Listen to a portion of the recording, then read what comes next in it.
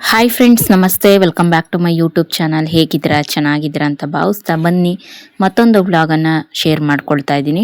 ಇನ್ನು ಚಾನಲ್ನ ಯಾರೆಲ್ಲ ಸಬ್ಸ್ಕ್ರೈಬ್ ಮಾಡ್ಕೊಂಡಿಲ್ಲ, ಪ್ಲೀಸ್ ಸಬ್ಸ್ಕ್ರೈಬ್ ಮಾಡಿಕೊಂಡು ಲೈಕ್ ಮಾಡಿ. ಹಾಗೆ ನಿಮ್ಮ ಫ್ರೆಂಡ್ಸ್ ಆ್ಯಂಡ್ ಫ್ಯಾಮಿಲಿ ಮೆಂಬರ್ಸ್ಗೂ ಕೂಡ ಶೇರ್ ಮಾಡಿ, ಅವರು ನೋಡಿ ಚಾನಲ್ಗೆ ಹೆಚ್ಚು ಸಪೋರ್ಟ್ ಮಾಡಲಿ ಅಂತ ಕೇಳ್ತಾ ಎಲ್ರಿಗೂ ಕೂಡ ಬೆಳಗಿನ ಗುಡ್ ಮಾರ್ನಿಂಗ್. ಬೆಳಗ್ಗೆ ವ್ಲಾಗನ್ನು ಸ್ಟಾರ್ಟ್ ಮಾಡಿದ್ದೀನಿ. ಇದಕ್ಕಿಂತನೂ ಬೇಗನೆ ವ್ಲಾಗನ್ನು ಸ್ಟಾರ್ಟ್ ಮಾಡ್ಕೊಳ್ತೀನಿ.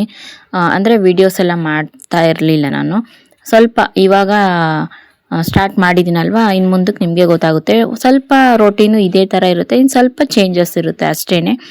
ಎಲ್ಲನೂ ಕೂಡ ಸೇಮ್ ಟು ಸೇಮ್ ಇರುತ್ತೆ, ಬಟ್ ಆದಷ್ಟು ಬೇಗ ಇರುತ್ತೆ. ಒಂದು ಬೆಳಗಿನ ಜಾವ 3 ಗಂಟೆ 3:30 ಸ್ಟಾರ್ಟ್ ಆಗುತ್ತೆ. ಇವಾಗ ಸ್ವಲ್ಪ ಲೇಟಾಗಿ ಸ್ಟಾರ್ಟ್ ಆಗಿದೆ ಅಷ್ಟೇ. ಅದರಲ್ಲೇ ಅದ್ಲು ಬದಲು ಆಗುತ್ತೆ.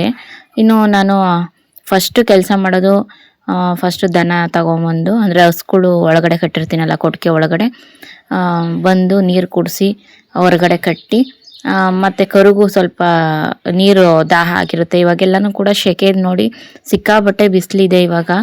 ಹಂಗಾಗಿ ಕರುಗೆ ನೀರು ಅಟ್ಲೀಸ್ಟ್ ಒಂದು ಅರ್ಧ ಜಗ್ಗಾದರೂ ನೀರು ಕುಡಿಸ್ತೀನಿ ನಾನು. ನಮಗೇನೆ ಎಷ್ಟು ದಾಹ ಆಗ್ತಾ ಇರುತ್ತೆ, ಇನ್ನು ಪ್ರಾಣಿಗಳು ಬಾಯಿ ಬಿಟ್ಟು ಹೇಳೋದು ಇಲ್ಲ. ಈಗ ಆಲ್ರೆಡಿ 3.5-4 ತಿಂಗಳು ಆಗ್ತಾ ಬರ್ತಾ ಇದೆ. ಹಂಗಾಗಿ ಒಂದು ಅರ್ಧ ಜಗ್ಗಾರೂ ಇಡ್ತೀನಿ. ಇನ್ನು ಅಲ್ಲಿ ಕಟ್ಬಿಟ್ಟು ನಾನು ಬಂದು ಬೂಸ ಗೀಸ ಎಲ್ಲ, ಅಂದರೆ ನಾನು ನೆನೆಸೋದಕ್ಕೆ ಹೋಗೋದಿಲ್ಲ, ಡೈರೆಕ್ಟ್ ಶೈಲೇಜು. ಎಲ್ರಿಗೂ ಗೊತ್ತಿರುತ್ತೆ ಶೈಲೇಜ್ ಏನಂತ ಅಂದರೆ, ಮೇವನ್ನ ಎಲ್ಲ ಅಂದರೆ ಸ್ಟಾಕ್ ಮಾಡಿ ಇಡೋದು.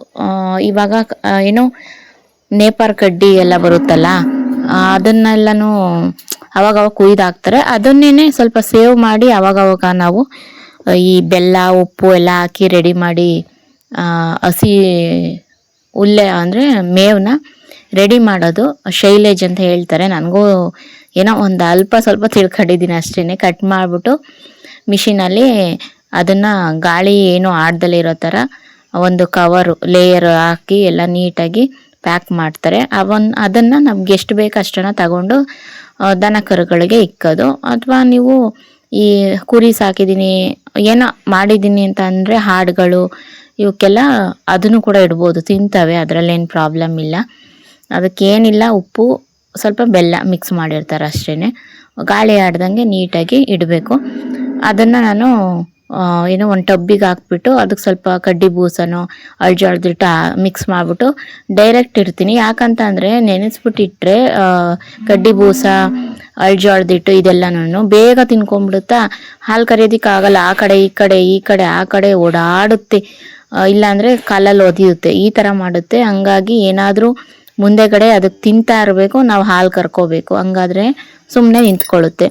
ಅದಕ್ಕೆ ಶೈಲೇಜ್ ಒಳಗಡೆ ಮಿಕ್ಸ್ ಮಾಡಿಬಿಟ್ಟು ಇಟ್ಕೊಂಡು ಕರಿತೀನಿ. ನಾನು ಕರಿಯೋ ಅಷ್ಟರೊಳಗಡೆ ಅದು ತಿನ್ಕೊಳ್ಳುತ್ತೆ ಅಷ್ಟೇ. ಈ ಥರ ನಾನು ಅದಕ್ಕೆ ಅಭ್ಯಾಸ ಮಾಡಿಸಿದ್ದೀನಿ. ಇನ್ನು ಒಣಲ್ಲು ಹಾಕ್ತೀನಿ. ಒಣಲ್ಲು ಹಾಕಿ ನಾವು ಕರಿಯೋಕ್ಕೆ ಹೋದರೆ ಆ ಕಡೆ ಅಂತ ಅಡ್ಡಾಡುತ್ತೆ. ಸದ್ಯಕ್ಕೆ ಶೈಲೇಜ್ ಇರೋವರೆಗೂ ಅದರಲ್ಲೇ ಮೇಂಟೈನ್ ಮಾಡ್ತೀನಿ. ಇನ್ನು ಮನೆ ಮುಂದೆ ಬಂದು ಕಸ ಗುಡಿಸಿ ನೀರು ಹಾಕಿ ರಂಗೋಲಿ ಬಿಡೋದು ನನ್ನ ಅಭ್ಯಾಸ. ಥರದ ರಂಗೋಲಿ ಎಲ್ಲ ನೋಡ್ತಾ ಇರ್ತೀನಿ ಯೂಟ್ಯೂಬಲ್ಲಾಗಲಿ, ಅಥವಾ ಬೇರೆಯವರು ಯಾರ ಮನೆ ಮುಂದೆನಾರ ರಂಗೋಲಿಗಳನ್ನ ಬಿಟ್ಟಿದ್ರೆ ಹಂಗೆ ಕಣ್ಣಲ್ಲೇ ಸ್ಕ್ಯಾನ್ ಹಾಕ್ಬಿಟ್ಟು ಮನೇಲಿ ಒಂದ್ಸಲ ಟ್ರೈ ಮಾಡ್ತೀನಿ. ಇಲ್ಲ ಮೊಬೈಲಲ್ಲಿ ಫೋಟೋ ತೆಕ್ಕೊಂಬರ್ತೀನಿ ಹೆಂಗೆ ಬಿಡಿಸಿದ್ದಾರೆ ಏನು ಅಂತ.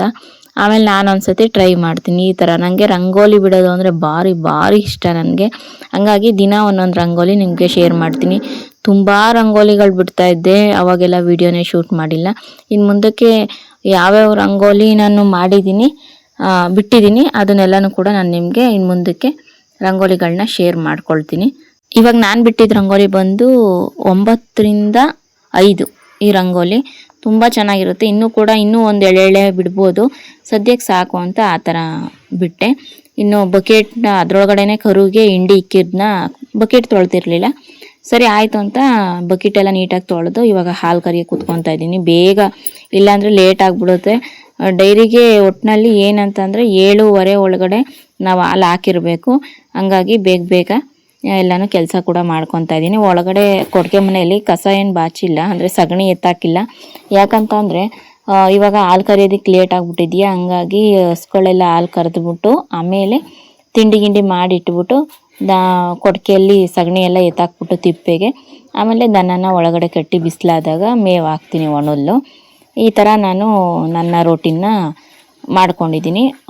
ಹಾಗೆಯೇ ಇನ್ನೂ ಬೇಗನೆ ಎದ್ದು ಎಲ್ಲ ಬೇಗನೆ ಕೆಲಸಗಳೆಲ್ಲ ಮುಗಿಸ್ಕೊಂಡ್ರೆ ಒಂದು 8 ಗಂಟೆ ಒಳಗಡೆ ಇಲ್ಲ ಅಥವಾ 9 ಗಂಟೆ ಒಳಗಡೆ ಎಲ್ಲ ಇಡೀ ದಿನದ ಕೆಲಸ ಎಲ್ಲನೂ ಕೂಡ ಮುಗಿದೋಗುತ್ತೆ.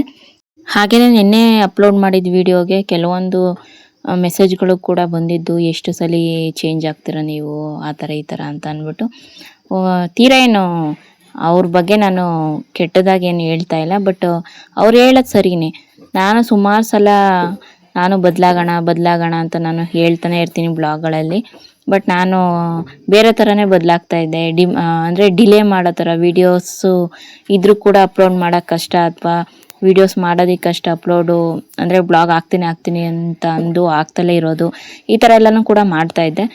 ಬಟ್ ಏನು ಈ ಥರ ಇರುವಾಗ ಅಯ್ಯೋ ಇದೇನು ಹೊಸ್ತಲ್ಲ ಇವ್ರದ್ದು ಬಿಡಿ ಅನ್ನೋ ಯೋಚನೆ ಮನೋಭಾವ ಎಲ್ರಿಗೂ ಕೂಡ ಬಂದೇ ಬರುತ್ತೆ. ನನಗೂ ಕೂಡ ಅದು ಇದ್ದೇ ಇರುತ್ತೆ. ಬಟ್ ಅದೆಲ್ಲ ತಲೆ ಕೆಡಿಸ್ಕೊಂಡಿಲ್ಲ, ಇನ್ನು ಬ್ಲಾಗ್ ಹಾಕ್ತೀನಿ. ಬಟ್ ಚೆನ್ನಾಗಿ ರೀಚ್ ಆಗಿದೆ. ನಾನು ಅಂದ್ಕೊಂಡಿರೋ ಪ್ರಕಾರ ಅಯ್ಯೋ ವೀಡಿಯೋಸು ತುಂಬ ದಿನದಿಂದ ಸ್ಟಾಪ್ ಮಾಡಿದ್ದೆ, ಓಡಲ್ವೇನೋ ಬಿಡು ಹೋಗ್ಲಿ ಅಂದ್ಕೊಂಡಿದ್ದೆ. ಬಟ್ ಏನಿಲ್ಲ, ಹಿಂದೆ ಹೆಂಗೆ ರೀಚ್ ಆಗ್ತಾಯಿತ್ತು ಅದೇ ಥರನೇ ಕಂಟಿನ್ಯೂ ಆಗ್ತಾಯಿದೆ ವೀಡಿಯೋಸ್ ಎಲ್ಲನೂ.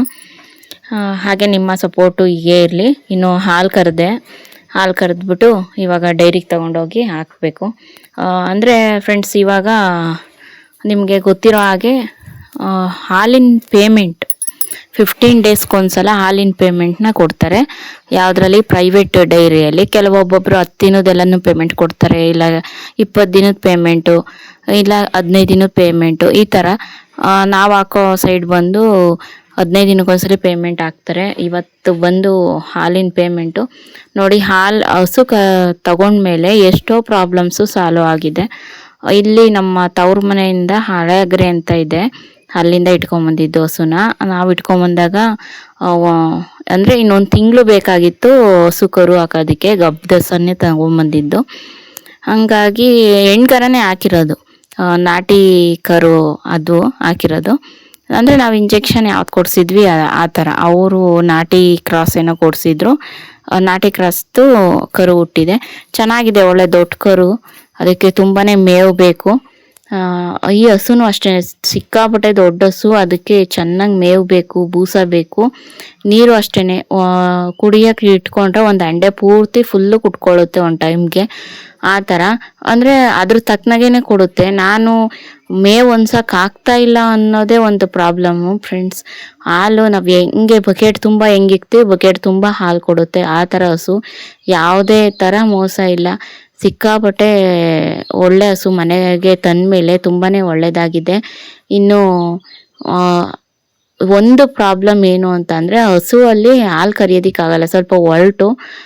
ಮಲೆ ಎಲ್ಲನೂ ಕೂಡ ಹಾಲು ಕರಿಬೇಕಾದ್ರೆ ಕೆಲವರು ಹಸು ಸಾಕೊಂಡಿರೋರು ಅಥವಾ ಹಾಲು ಕರೆದಿರೋರಿಗೆ ಗೊತ್ತಾಗುತ್ತೆ ಯಾವ ಥರ ಸ್ಮೂತ್ ಇರ್ತಾವ ಅಥವಾ ಹಾಲು ಕರಿಯೋದಕ್ಕೆ ಒರಟಿರ್ತಾವ. ಈ ಥರ ತುಂಬ ಅಂದರೆ ತುಂಬ ಒರಟು. ನಾನು ಒಳ್ಳೆಣ್ಣೆ ಹಾಕಿ ನನ್ನ ಕೈಗೆ ಇವಾಗ ಸ್ಮೂತ್ ಆಗಿಬಿಟ್ಟಿದ್ದಾವೆ. ಇನ್ನು ಮತ್ತೆ ಕರಿಯೋಕೆ ಹೋದಾಗ ಮತ್ತೆ ರಫ್ ಆಗ್ತವೆ. ಅಂದರೆ ಕರಿತಾ ಒಂದು 10 ನಿಮಿಷ ಎಲ್ಲ ಮಲೆಯಲ್ಲೂ ಕರೆದಾದ್ಮೇಲೆ ಆಮೇಲೆ ಸ್ಮೂತ್ ಆಗ್ತವೆ. ಅಲ್ಲಿವರೆಗೂ ಹೆಂಗೆ ಗೊತ್ತಾ, ನಮ್ಮ ಶಕ್ತಿ ಮೀರಿ ಎಳಿಬೇಕು ಆ ಥರ. ಇನ್ನು ಮಕ್ಕಳಿಗೆಲ್ಲ ಹಾಲು ಕಾಯಿಸ್ಕೊಟ್ಟು ಟೀ ಮಾಡಿಕೊಟ್ಟು ನಾನು ಕೂಡ ಕುಡಿದೆ. ಇನ್ನು ನಾನು ಹೇಳಿದ್ನಲ್ಲ ಇವತ್ತು ಪೇಮೆಂಟ್ ಇತ್ತು ಹಾಲಿಂದು ಅಂತ. 15 ದಿನಕ್ಕೊಂದ್ಸಲ ದುಡಿಮೆ ಇದು. ನನ್ನ 15 ದಿನದ ಪೇಮೆಂಟ್ ಇದು. ಏನು ಎಷ್ಟು ಬಂದಿದೆ ಅಂತ ದಯವಿಟ್ಟು ಕೇಳಕ್ಕೆ ಹೋಗಬೇಡಿ, ಅದೆಲ್ಲನೂ ಕೂಡ ಹೇಳೋದಕ್ಕೆ ಆಗಲ್ಲ, ಪರ್ಸ್ನಲ್ ಪ್ರಾಬ್ಲಮ್ ಅಷ್ಟೇ. ಏನಂತ ಅಂದರೆ ಸುಮ್ಮನೆ ಅರ್ಥ ಮಾಡ್ಕೊಳ್ಳಿ ಅಷ್ಟೇ ನಾನು ಹೇಳೋದು. ಇಷ್ಟು ದುಡಿಮೆ ನಾನು 15 ದಿನಕ್ಕೊಂದ್ಸಲ ಇದೇ ಥರ ಡಬಲ್ ಆಗಬೇಕು ಅನ್ನೋದೇ ಆಸೆ ನನಗೆ. ನಾನು ಯೂಟ್ಯೂಬಿಂದನೂ ಕೂಡ ಅರ್ನಿಂಗ್ಸ್ ಮಾಡಬೇಕು, ಅಥವಾ ಇನ್ಸ್ಟಾಗ್ರಾಮಿಂದನೂ ಕೂಡ ನಾನು ಅರ್ನಿಂಗ್ಸ್ ಮಾಡಬೇಕು ಅನ್ನೋದು ಭಾರಿ ಆಸೆ ಇದೆ. ಅದ್ರ ತಕ್ಕನಾಗಿ ನಾವು ಕೂಡ ಸೋಂಬೇರಿತನ ಬಿಟ್ಟು ಕೆಲಸ ಮಾಡಲೇಬೇಕಾಗುತ್ತೆ. ಇನ್ನು ಇವತ್ತಿನ ತಿಂಡಿಗೆ ನಾನು ದೋಸೆನ ಮಾಡ್ತಾಯಿದ್ದೀನಿ.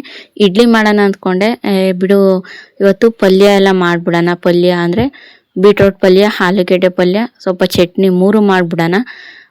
ಜೊತೆಗೆ ದೋಸೆ ಮಾಡ್ಕೊಂಬಿಡೋಣ ಅಂತ ಅಂದ್ಕೊಂಡು ಮಾಡ್ತಾಯಿದ್ದೀನಿ.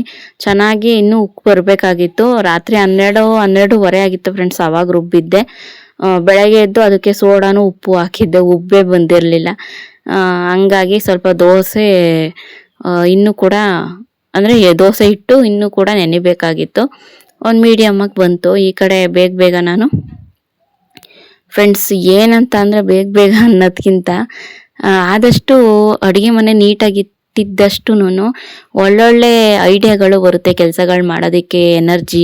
ಅಡುಗೆ ಮನೆಗೆ ಹೋದ ತಕ್ಷಣ ಮುಸ್ರೆ ಪಾತ್ರೆಗಳು ಬಿದ್ದಿರೋದು ಅಥವಾ ಎಂಟ್ಲು ಪಾತ್ರೆಗಳು ಬಿದ್ದಿರೋದು ಈ ಥರ ಎಲ್ಲನೂ ಕೂಡ ಅಲ್ಲಿ ಕಾಣಿಸ್ತಾ ಇದ್ರೆ ಅಯ್ಯೋ ಯಾರಪ್ಪ ಬರ್ತಾರೆ ಇಲ್ಲಿಗೆ ಅನ್ನೋ ಥರ ನಾವು ವಾಪಸ್ ಹೊರಟೋಗ್ಬಿಡ್ತೀವಿ. ಬಟ್ ಅದೇ ಕ್ಲೀನಾಗಿ ಇಟ್ಕೊಂಡ್ರೆ ಅವಾಗಲೇ ಕೆಲಸಗಳನ್ನ ಮುಗಿಸ್ತಾ ಹೋದರೆ ಫ್ರೆಂಡ್ಸ್ ನಿಜವಾಗ್ಲೂ ಇನ್ನೂ ಕೂಡ ಮಾಡೋಣ ಕೆಲಸನ ಅನ್ನೋ ಒಂದು ಇಂಟ್ರೆಸ್ಟ್ ಬರುತ್ತೆ. ಯಾವುದೇ ಥರ ಸುಸ್ತಾಗೋದಿಲ್ಲ.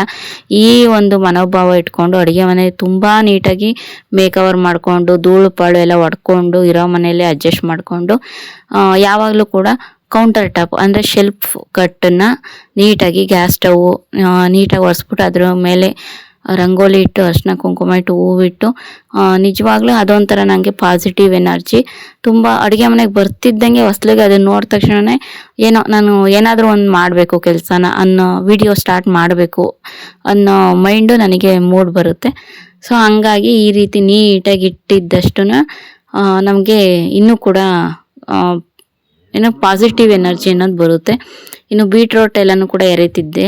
2 ಬೀಟ್ರೋಟು, ಒಂದು 3 ಆಲೂಗೆಡ್ಡೆ ಇತ್ತು. ಇಷ್ಟರಲ್ಲೇ ಈರುಳ್ಳಿ ಸ್ವಲ್ಪ ಜಾಸ್ತಿ ಹಾಕಿ ಕಾಯಿ ಸ್ವಲ್ಪ ಜಾಸ್ತಿ ಹಾಕಿ ಮಾಡೋಣ ಅಂತ ಮಾಡ್ಕೊಳ್ತಾ ಇದ್ದೀನಿ. ಇನ್ನು ನನ್ನ ಮಗ ತೆಂಗಿನಕಾಯಿ ಚೆತ್ತಿದ್ನೆಲ್ಲ ನನಗೆ ಎಳ್ನೀರು ಅಂತ ಬಂದ. ನಮ್ಮ ದೊಡ್ಡವನಿಗೆ ಬೇಕೇನೋ ಅಂತ ಅಂದೆ. ನಂಗೆ ಬೇಡ, ನೀರು ಕೊಡು ಕುಡಿಯೋದಕ್ಕೆ ಅಂತ ಅಂದ. ಅವನಿಗೆ ನೀರು ಕೂಡ ಕೊಟ್ಟೆ. ಏನಂತ ಅಂದರೆ ಅವನಿಗೆ ಏನೋ ಒಂಥರ ಅಲ್ಲಿ ಅಮ್ಮರ ಮನೇಲಿದ್ದು ಇಲ್ಲಿಗೆ ಬಂದಮೇಲೆ ಅವನಿಗೊಂಥರ ಬೇಜಾರಾಗ್ಬಿಟ್ಟಿದೆ. ನಾನು ಮತ್ತೆ ಹೋಗ್ತೀನಿ ಅಂತ ಹೇಳ್ತಾ ಇದ್ದಾನೆ ಇವಾಗ. ಅದಕ್ಕೆ ಇವಾಗ ಒಂದು ಮದುವೆ ಇತ್ತಲ್ಲ, ನಮ್ಮ ರಿಲೇಟಿವ್ಸ್ ಅವ್ರದ್ದೇನೆ ಮದುವೆ ಇದೆ. ಹಂಗಾಗಿ ಇರಲಿ ಮದುವೆ ಕರ್ಕೊಂಡು ಹೋಗೋಣ ಅಂತ ಅಂದ್ಬಿಟ್ಟು ಕರ್ಕೊಂಡು ಬಂದೆ. ನನ್ನ ತಂಗಿ ಇರೋದ್ರಿಂದ ಬೇಜಾರಾಗೋದಿಲ್ಲ. ಆದರೆ ನನ್ನ ತಂಗಿಗೆ ಸ್ವಲ್ಪ ಹೆದರ್ಕೊತಾನೆ ನನ್ನ ಮಗ. ಅವ್ಳ ಕಣ್ಣಲ್ಲೇ ಎದುರಿಸ್ತಾಳೆ. ಏನಾದರೂ ಬರೀಲಿಲ್ಲ ಓದಲಿಲ್ಲ ಅಂದರೆ ತುಂಬ ಹೆದರ್ಕೊತಾನೆ ಇವನು. ಇಲ್ಲಿ ನನಗೆ ಹಂಗಲ್ಲ, ನಾನು 2 ಓದೇ ಬಿಟ್ಟಾಗ್ಲೇ ಅವನು ಬುಕ್ ತೊಗೊಂಡು ಪೆನ್ ತೊಗೊಂಡು ಕೂತ್ಕೊಳ್ಳೋದು. ನನಗೆ ನನ್ನದೇ ಆದ ಕೆಲಸಗಳಂತೂ ಟೆನ್ಷನ್ಗಳಂತೂ ಇದ್ದೇ ಇರ್ತವೆ. ಕೆಲವೊಬ್ಬೊಬ್ರು ಹೇಳ್ತಾರೆ ಯಾವಾಗಲೂ ಎನರ್ಜಿಯಾಗಿ ಮಾತಾಡೋದೇ ಇಲ್ಲ, ಏನೋ ತಲೆ ಮೇಲೆ ಬಿದ್ದಿರೋ ಥರ ಓದ್ತಿರೋ ಥರ ಮಾತಾಡ್ತೀರಾ ಅಂತ.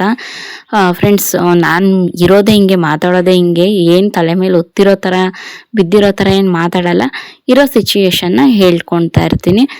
ನನಗೇನಂತ ಅಂದರೆ ಇರೋದನ್ನ ಸತ್ಯಾಂಶನ ಹೇಳ್ಕೊಡ್ಬೇಕು. ನಾಳೆ ದಿನ ನಾನು ಏನೋ ಒಂದು ಸುಳ್ಳು ಪಳ್ಳು ಹೇಳಿ ಅದು ನಿಮ್ಮ ಕಣ್ಮುಂದೆ ಕಂಡು ಅಯ್ಯೋ ಯೂಟ್ಯೂಬಲ್ಲೆಲ್ಲ ಸುಳ್ಳು ಹೇಳ್ಕೊಂಡು ಕೂತ್ಕೊಂಡಿದ್ದಾಳೆ ಇವಳು, ಇವ್ರ ಹತ್ರ ಏನೂ ಇಲ್ಲ, ಹಂಗೆ ಹಿಂಗೆ ಸುಮ್ಮನೆ ಬಾಯಿ ಬಟ್ಕೊಳ್ಳೋದು ಅನ್ನೋದೆಲ್ಲ ಬೇಡ. ಇರೋ ಸತ್ಯನ ಹೇಳಬೇಕು, ಇರೋ ಸತ್ಯನ ತೋರಿಸ್ಬೇಕು. ಅದನ್ನೇ ನಾನು ಮಾಡ್ತಾಯಿದ್ದೀನಿ ನನ್ನ ಚಾನಲಲ್ಲಿ. ಸರಿನಾ? ಏನೋ ನಾವು ಇಲ್ಲಿ ಗುಡಿಸ್ಲೆ ಮನೇಲಿದ್ದು ನಾವು ಬಂಗ್ಲೆಲಿದ್ದೀವಿ ಅಂತಂದರೆ ಯಾರಾದರೂ ನಂಬ್ತಾರ? ಇಲ್ಲ. ಅಥವಾ ನಂಬಿದ್ರೂ ಕೂಡ ನಾಳೆ ದಿನ ಒಂದಲ್ಲ ಒಂದಿನ ಸತ್ಯ ಗೊತ್ತಾಗಲೇಬೇಕಾ? ಸೊ ಹಾಗಾಗಿ ಇರೋದಂಗೆ ಹೇಳಿ, ಆಮೇಲೆ ಇಲ್ದಲ್ಲೇ ಇರೋದನ್ನೆಲ್ಲ ತೋರ್ಸಕ್ಕೆ ಹೋಗ್ಬೇಡ್ರಿ, ಇಷ್ಟೇ ಹೇಳೋದು. ಇರೋರು ಕೂಡ ಇದು ಯಾರು ಸತ್ಯವಾಗ್ಲೂ ಯಾರೂ ತೋರಿಸ್ಕೊಳ್ಳಲ್ಲ. ಇದಂತೂ ನಾವು ಶ್ರೀಮಂತರು ಕೆಲವ್ರು ನೋಡಿದಿರ ಜುಕ್ತನ ಮಾಡ್ತಾ ಇರ್ತಾರೆ. ನಾವು ನೋಡಿ ಜುಕ್ತನ ಮಾಡ್ತಾರೆ, ಅಷ್ಟೊಂದಿದ್ರು ಜುಕ್ತನ ಮಾಡ್ತಾರೆ ಅಂತ ನಾವು ಹೇಳ್ತಾ ಇರ್ತೀವಿ. ಅವ್ರು ಜುಕ್ತನ ಮಾಡೇನೆ ಆ ಶ್ರೀಮಂತರು ಅಂತ ಅನ್ನಿಸ್ಕೊಂಡಿರೋದು. ಇಲ್ಲ ಅಂತ ಅಂದರೆ ಅವರು ಅಡ್ಡದಿಡ್ಡಿ ನಮ್ಮಂಗೆ ಖರ್ಚು ಮಾಡಿದಿದ್ರೆ ಈಗ ಶ್ರೀಮಂತಿಕೆನ ತೋರಿಸ್ಕೊಳಕ್ಕಾಗ್ತಿತ್ತ? ಅವರು ನಮ್ಮಂಗೆ ಅಲ್ಲಿ ಇಲ್ಲಿ ಸುಮ್ಮನೆ ಅಲಿಬೇಕಾಗಿತ್ತು ಕೆಲಸ ಕಾರ್ಯ ಹುಡುಕೊಂಡು. ಬೇಡ ಅವೆಲ್ಲ. ನಾವು ಕೂಡ ಸ್ವಲ್ಪ ಹಣಕಾಸಲ್ಲಿ ಅಥವಾ ಖರ್ಚು ಮಾಡೋದ್ರಲ್ಲಿ ಜುಕ್ತನ ಮಾಡಿದ್ರೆ ನಮಗೆ ಒಳ್ಳೆಯದು. ಹಾಗೆಯೇ ಮುಂದಕ್ಕೆ ನಮ್ಮ ಮಕ್ಕಳು ಭವಿಷ್ಯಕ್ಕೂ ಕೂಡ ತುಂಬಾ ಒಳ್ಳೆಯದು ಅಂತ ಹೇಳ್ತೀನಿ. ಇನ್ನು ಆಲೂಗೆಡ್ಡೆ ಪಲ್ಯ ಆಯಿತು, ಬೀಟ್ರೋಟ್ ಪಲ್ಯನೂ ಕೂಡ ಮಾಡ್ತಾಯಿದ್ದೀನಿ. ಚಟ್ನಿಗೆ ಈ ಕಡೆ ರುಬ್ಕೊಳ್ಳೋದಕ್ಕೆ ಮಿಕ್ಸಿಗೆ ಹಾಕ್ಕೊಂಡಿದ್ದೀನಿ. ಫ್ರೆಂಡ್ಸ್, ನೋಡ್ತಾ ಇರ್ಬೋದು ನಮ್ಮ ಅಡುಗೆ ಮನೆ ಯಾವ ರೀತಿ ಇದೆ ಅಂತ ಅಂದ್ಬಿಟ್ಟು. ನಾನು ಅವಾಗವಾಗ ಸಾಂಬಾರೇ ಉಕ್ಕಲಿ ಅಥವಾ ಮುದ್ದೆ ಹೆಸರು ಅದೇ ಉಕ್ಕಲಿ ಅಥವಾ ರೈಸು ವಿಸಲ್ ಬರಬೇಕಾದ್ರೆ ಉಕ್ಕುತ್ತೆ ನೋಡಿ, ವಿಸಲಿಂದ ಅದೇ ಉಕ್ಕಲಿ ನೀರು ಅವಾಗವಾಗಲೇ ಒದ್ದೆ ಬಟ್ಟೆ ಮಾಡಿ ಒರೆಸ್ಕೊಂಡ್ಬಿಡ್ತೀನಿ. ಹಂಗಾಗಿ ಕಿಚನ್ನು ಒಂಥರ ಡರ್ಟಿ ಥರ ಏನು ಕಾಣೋದಿಲ್ಲ, ಚೆನ್ನಾಗಿ ಕಾಣುತ್ತೆ. ಇನ್ನು ದೋಸೆನೂ ಕೂಡ ಹಾಕ್ಕೊಡ್ತಾ ಇದ್ದೀನಿ. ನನ್ನ ಎಲ್ಲ ವೀಡಿಯೋಸು ನಿಮ್ಮೆಲ್ಲರಿಗೂ ಕೂಡ ಇಷ್ಟ ಆಗಿದ್ದರೆ ಪ್ಲೀಸ್ ಒಂದು ಸಬ್ಸ್ಕ್ರೈಬ್ ಮಾಡ್ಕೊಳ್ಳೋದು ಮಾತ್ರ ಮರಿಬೇಡಿ. ನಾನು ಇನ್ನೂ ಹೆಚ್ಚೆಚ್ಚು ವೀಡಿಯೋಸ್ ಕೂಡ ನಾನು ಹಾಕ್ತಿರ್ತೀನಿ. ಹಾಗೆಯೇ ಮಡಿಕೆಗೆ ನೀರು ಹಾಕಿದ್ನಲ್ಲ, ನೆನ್ನೆ ಹೂವು ಇಕ್ಕಿದ್ದು, ನೆನ್ನೆ ಎಲ್ಲ ಮೊನ್ನೆ ಇಕ್ಕಿದ್ದು ಚೇಂಜ್ ಮಾಡಬೇಕು ಇವತ್ತು ಅಥವಾ ನಾಳೆ ಚೇಂಜ್ ಮಾಡ್ತೀನಿ. ವಾರದ ದಿವಸ ಚೇಂಜ್ ಮಾಡಿ ಅಂದರೆ ಮಡಿಕೆ ಎಲ್ಲ ತೊಳೆದು ನೀರು ಹಾಕಿ ಹೂವು ಬಿಟ್ಟರೆ ಹೊಸ ಹೂವು ಒಳ್ಳೆಯದು. ವಾರದ ದಿವಸಲೇ ಮಾಡೋಣ ಅಂತ ಅಂದ್ಬಿಟ್ಟು ಸುಮ್ಮನೆ ಆಗಿದ್ದೀನಿ. ಓಕೆ, ನಾನು ಇವಾಗ ತಿಂಡಿಗೆ ಹಾಕ್ಕೊಡ್ತೀನಿ. ಇಷ್ಟೇ ಫ್ರೆಂಡ್ಸ್ ಇವತ್ತಿನ ವ್ಲಾಗು. ನಿಮ್ಮೆಲ್ಲರಿಗೂ ಕೂಡ ಇಷ್ಟ ಆಗಿದೆ ಅಂತಲೇ ಭಾವಿಸ್ತೀನಿ. ಇಷ್ಟ ಆಗಿದ್ರೆ ಪ್ಲೀಸ್ ಲೈಕ್ ಮಾಡಿ, ಹಾಗೆಯೇ ಫಾಲೋ ಮಾಡ್ಕೊಳ್ಳಿ, ಹಾಗೆಯೇ ಸಬ್ಸ್ಕ್ರೈಬ್ ಮಾಡ್ಕೊಳ್ಳಿ. ಇನ್ಸ್ಟಾದಲ್ಲೂ ಕೂಡ ಫಾಲೋ ಮಾಡಿ, ಹಾಗೆಯೇ ಯೂಟ್ಯೂಬಲ್ಲೂ ಕೂಡ ಸಬ್ಸ್ಕ್ರೈಬ್ ಮಾಡ್ಕೊಳ್ಳಿ. ಫ್ರೆಂಡ್ಸ್ ಆ್ಯಂಡ್ ಫ್ಯಾಮಿಲಿ ಮೆಂಬರ್ಸ್ಗೂ ಕೂಡ ಶೇರ್ ಮಾಡಿ. Thank you for watching. Bye, take care. Next ವ್ಲಾಗಲ್ಲಿ ಸಿಗ್ತೀನಿ.